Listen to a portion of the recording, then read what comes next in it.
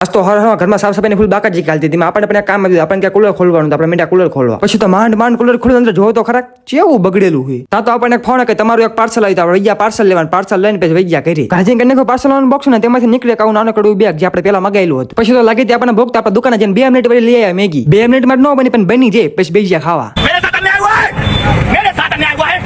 તા તો આવી જાય ભાઈબંધ ના ફોન જવાનો તો ભાઈબંધ નો ગેસ નો બાટલો ભરાવા સુનગણો દા પુલ કેટલા વર્ષથી બને પણ નજી ન બન્યો બંધ કરો હાથ જોડ કે મેં પછી ગેસ નો બાટલો ભરાને ફડાઈ લીધી પોઈન્ટ પછી છેડો આપણા મિત્ર લારામાં નાખ્યો બાટલો ગારામાં